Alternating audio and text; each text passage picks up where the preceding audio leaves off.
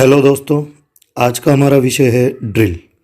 आज हम जानेंगे कि ड्रिल कितने प्रकार की होती हैं, कौन कौन सी होती है और उसके कुछ भागों के बारे में। तो चलिए शुरू करते हैं। और सबसे पहले हम बात करते हैं इसके मटेरियल की, कि जो हमारी ड्रिल होती है उसे हाई स्पीड स्टील की बनाया जाता है। और ये जो होती है इसके सामान्यतः दो प्रकार होते हैं, फ्लैट ड्रिल और ट्विस्ट ड्रिल। जी हाँ, जैसे आप यहाँ पर सामने इस इमेज में देख रहे हैं, यह जो ड्रिल होती है यह फ्लैट ड्रिल होती है, जिसका सामान्यतः जो प्रयोग है हम लोग लकड़ी में छेद करने या दीवारों में छेद करने के लिए काम में लेते हैं। इसके बाद जो दूसरी ड्रिल आती है वो सामान्यतः ट्विस्ट होती है। जैसे कि आपने सुना होगा कि जो ट्विस्ट का मतलब होता है घुमावदार या मोड़। तो वहाँ पर हम ये कह सकते हैं कि यदि इसी ड्रिल को क्या कर दिया जाए, घुमा दिया जाए या मोड़ दिया जाए, तो यह जो ड्रिल है यह ट्विस्ट ड्रिल के नाम से जाने लगेगी। इसके बाद हम बात करते हैं कि जो हमारी ड्रिल होती है, चूँकि इसके आगे का जो भाग होता है यही काम का होता है, तो इस आगे के भाग को क्या होता है कि हम हार्डवेयर टेम्पर करते हैं ख़राब होने से बचाने के लिए। लेकिन जब इसे काम में लिया जाता है तो यह भाग गर्म हो जाता है। गर्म होकर के इसके ख़राब होने की संभावना हमेशा बनी रहती है। इसीलिए जब भी हम मेटल में छेद करते हैं तो वहाँ पर इसके इस कटिंग ब्लेड तक पानी पहुँचाया जाता है, जिसे हम कूलेंट के नाम से जानते हैं। तो चलिए आगे चलते हैं और ट्विस्ट ड्रिल के बारे में बात करते हैं। बाद हम बात करते हैं ट्विस्ट ड्रिल की। जैसा कि आप देखेंगे कि कुछ इस तरीके की ड्रिल बिट आपको देखने को मार्केट में मिलेंगी, और इसके अंदर जो इसके पीछे से आगे तक का जो ये भाग होता है इसको हमने कुछ भागों में डिवाइड किया है। जैसे सबसे पहला भाग यह शैंक कहलाता है, जहाँ पर इसमें कोई भी कटिंग ब्लेड नहीं दी जाती है। यह सॉलिड भाग होता है, जहाँ से सॉलिड भाग शुरू होता है और जिस भाग तक ख़त्म होता है वह भाग बॉडी के नाम से जाना जाता है। इसके बाद आपने देखा होगा कि इसका एक छोटा सा भाग होता है, जिसे देखकर ऐसा लगता है यदि इस हिस्से को सीधा कर दिया जाए तो यह इस प्रकार से लगेगा कि जैसे कोई ब्लेड हो या सीधी प्लेट हो जो मशीन में आकर के मुड़ गई हो। तो यह भाग जो होता है, इसका जो सॉलिड होता है, यह भाग लैंड के नाम से जाना जाता है। इसके बाद का जो भाग होता है यह फ्लूट के नाम से जाना जाता है, जिसके माध्यम से जो हमारी कटिंग चिप्स होती है यह बाहर आती है। या हम ये कहें कि इसे काटते समय जो कूलेंट हम डालते हैं, पानी जो डालेंगे, वह इसकी टिप तक जा कर के इसकी कटिंग ब्लेडों को ठंडा रख कर के उन्हें उनकी जो धार है वह कंटिन्यू बनाए रखने में मदद करता है। इस प्रकार हम आगे चलते हैं और बात करते हैं कि इसी बॉडी के भाग पर, जी हाँ, जो इसका लैंड होता है उस भाग पर यह एक कटिंग के लिए मार्जिन छोड़ा जाता है, जिसके ऊपर यह काफ़ी तीखी ब्लेड बनी होती है, जिसे हम मार्जिन के नाम से बुलाते हैं। इसके बाद इसका जो आगे का भाग होता है यह इसका डायामीटर कहलाता है, जो कि दोनों हील्स के बीच की दूरी होती है। और यही इसी के ही आधार पर, या हम ये कहें कि इस डायामीटर के आधार पर ही यह मार्केट में हमको भिन्न भिन्न प्रकार की मिलती है। इसके बाद हमने ड्रिल बिट का आगे का भाग, या हम कहें कि बॉडी के बारे में तो हमने देखा, लेकिन इसके आगे का जो फ्रंट वाला भाग होता है इसके भी कुछ भागों के बारे में हम जानते हैं, जो कि काफ़ी महत्वपूर्ण होते हैं। तो जैसे सबसे पहला जो इसके आगे का तीखा भाग है यह हील के नाम से जाना जाता है, और इसके सामने वाला फेस यह हमारे लिप के नाम से जाना जाता है, जो कि अभी हमने बात करेंगे हम आगे, जो कि लिप एंगल के बारे में बात करेंगे। तो यही वह भाग होता है जो लिप एंगल कहलाता है। और इसके बीच का जो सेंटर वाला भाग होता है यह चीजल एज के नाम से जाना जाता है। और इसके साइड वाला भाग, यह जो दोनों किनारे होते हैं, यह चीजल एज, जैसे आपने देखा चीजल एज का मुख्य काम होता है सेंटर का काटने का, उसी प्रकार किनारे वाला भाग जो होता है, हील वाला भाग, यह भी काफ़ी मजबूत रखा जाता है। तो इसके जो ये तीखे वाले भाग होते हैं दोनों, यह हील के नाम से जाने जाते हैं। तो चलिए आगे चलते हैं और कुछ इसके जो कोण हैं, एंगल है, इनके बारे में जानते हैं। इसके बाद हम बात करते हैं हमारी जो ड्रिल आती है इसके मुख्य एंगलों पर, जिसमें हम सबसे पहले बात करेंगे क्लीयरेंस एंगल, इसके बाद हम बात करेंगे लिप क्लीयरेंस एंगल, और उसके बाद करेंगे हेलिक्स एंगल और रेक एंगल के बारे में। तो चलिए सबसे पहले हम बात करते हैं इसका जो क्लीयरेंस एंगल होता है, यह है सामान्यतः 118 डिग्री का रखा जाता है। जैसे कि आप यहाँ पर देखेंगे कि इसका जो हील है यह क्या होता है, इसका सेंटर होता है।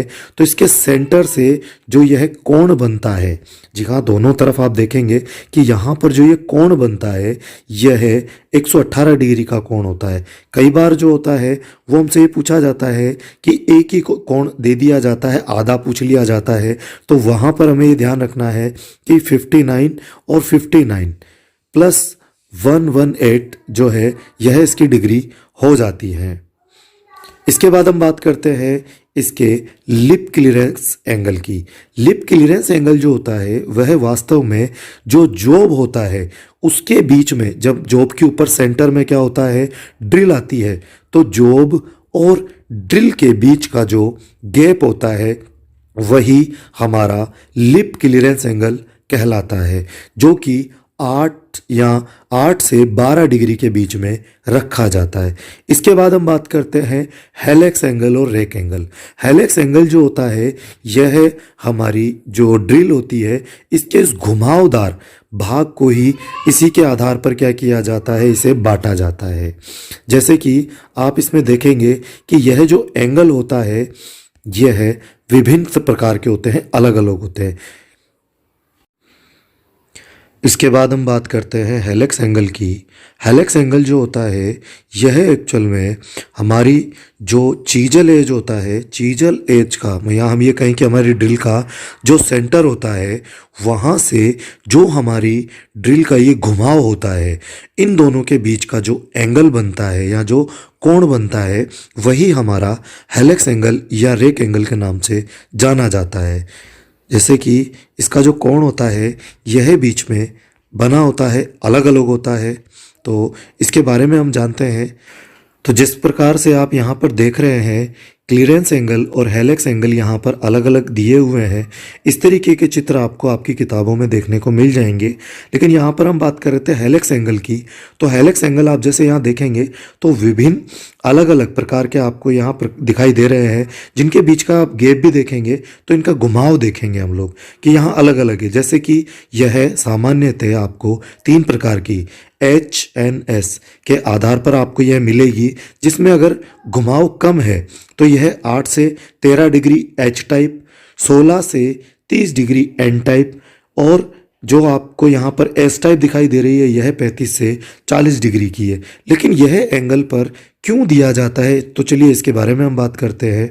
तो देखिए यहाँ पर आप देखेंगे कि सबसे पहला आता है हमारे पास H टाइप, जिसको 10 से 13 डिग्री पर बनाया जाता है। यह साधारण धातुओं में ड्रिल करने के लिए काम में ली जाती है।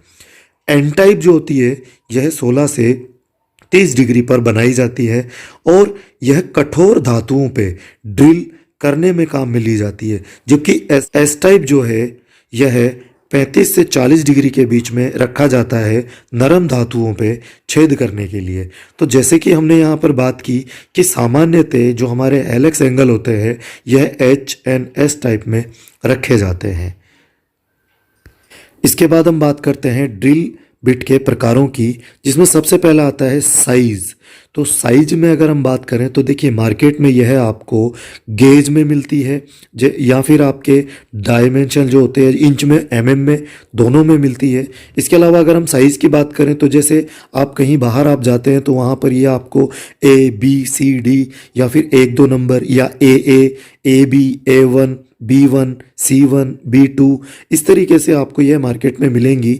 यदि आप वहाँ पर इस तरीके से कोई चार्ट देखते हैं तो वहाँ पर अगर आपको उसे इंच या mm में कन्वर्ट करना है तो वहाँ आपको इस तरीके से सारणी भी मिल सकती है। तो हम वहाँ पर बात करते हैं कि अगर हम साइज के आधार पर बात करें तो यह आपको नंबर या फिर इंच में और mm में मार्केट में मिलती है। इसके बाद हम बात करते हैं इसके शैंक के आधार पर। जी हाँ, शैंक जो होता है इसके पीछे का भाग होता है, यह शैंक के आधार पर सामान्यतः तीन प्रकार की होती है, जिसमें सबसे पहली जो हमारी जो ड्रिल बिट आती है यह स्ट्रेट शैंक कहलाती है, जो कि हमारे ड्रिल चक में पकड़ी जाती है। दूसरी जो ड्रिल होती है यह हमारी टेपर शैंक ड्रिल के नाम से बुलाई जाती है, जो कि देखेंगे हम इसे देखने में पीछे का जो भाग होता है ये काफ़ी टेपर में होता है, इसीलिए हम इस भाग को टेपर शैंक ड्रिल कहलाते हैं। इसके पीछे शैंक के अलावा एक छोटा सा टैंक दिया जाता है, जिसे हम ड्रिल के स्पिंडल में पकड़ते हैं। जी हाँ, देखिए दो यहाँ पर हमने बात की है कि इससे पिछली वाली जो स्ट्रेट शैंक ड्रिल थी यह ड्रिल चक में पकड़ी जाती है, जबकि दूसरी ड्रिल जो हम बात कर रहे थे यह हमारे ड्रिल की स्पिंडल में पकड़ी जाती है। इसके बाद अगली आती है square shank drill. Square shank जो ड्रिल होती है यह हमारी ड्रिल में पकड़ी जाती है, लेकिन इसे हम सामान्यतः जो है पिल्लर ड्रिल मशीन या फिर हैमर जो ड्रिल मशीन होती है, जिसे में हम ये कहें कि जो आपके कंक्रीट जो पिल्लर होते हैं उनमें ड्रिल करने के लिए इसे काम में लिया जाता है। इसके बाद हम बात करते हैं ड्रिल चक की। जी हाँ, ड्रिल चक जो होता है उसे आप देखेंगे कि कुछ इस तरीके से ये बना होता है, और अगर हम बात करें तो यह 12 mm तक की जो ड्रिल बिट होती है वह इसके माध्यम से पकड़ी जाती है, ड्रिल चक के माध्यम से। ड्रिल चक में जो हमारी स्ट्रेट शैंक ड्रिल होती है उसे पकड़ा जाता है। इसे खोलने या इसे फिट करने के लिए हम वहाँ पर एक की को काम में लेते हैं, जो कि हमारी चक की के नाम से जानी जाती है। इसके बाद हम आगे बात करते हैं इसके कुछ स्पेशल टूल की, जो कि सबसे पहले कहलाता है ड्रिफ्ट। जी हाँ, यहाँ पर हमने टेपर शैंक ड्रिल की बात की थी। जो टेपर शैंक ड्रिल होती है उसे हम डायरेक्ट स्पिंडल में पकड़ते हैं। जी हाँ, उसे हम इस चक में नहीं पकड़ते, यह चक हटाना पड़ता है, और जब आप इस चक को हटा देंगे तो वहाँ पर आपको ड्रिल में इस तरीके की एक स्पिंडल दिखाई देगी। इस स्पिंडल में हम जो ड्रिल होती है टेपर शैंक ड्रिल उसे यहाँ पर लगाते हैं।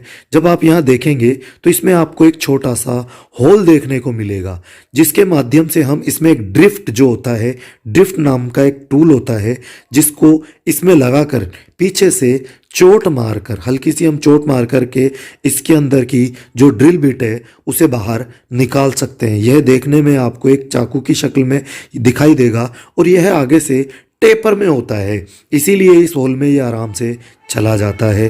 तो हम यहाँ कह सकते हैं कि जो स्पिंडल होते हैं उसके अंदर जो हम टेपर शैंक ड्रिल लगाते हैं उसे किस टूल के माध्यम से निकाला जाता है, तो वह ड्रिफ्ट के माध्यम से इसे निकाला जाता है।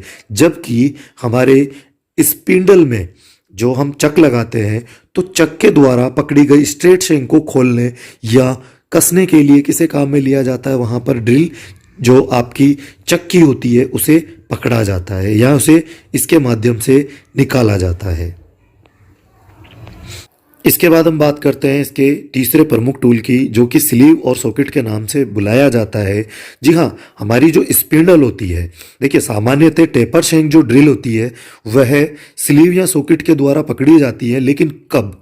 तो देखिए हम बात करें कि यदि हमारी स्पिंडल की साइज जो होती है, जो हम स्पिंडल का अंदर का जो होल होता है वह इतना छोटा है कि हमारी ड्रिल जो बिट है वह उसके अंदर नहीं फंस पा रही है, या हम ये कहें कि जो ड्रिल बिट है उसकी जो शैंक है वह इतनी पतली है कि बार बार लगाने पर नीचे गिर रही है, तो वहाँ पर हम स्लीव को काम में लेते हैं। लेकिन अगर क्या है कि ड्रिल की जो बिट है वह इतनी मोटी है कि हमारे स्पिंडल में नहीं आ रही है ड्रिल की, तो वहाँ पर हम जो है सॉकेट को काम में लेते हैं।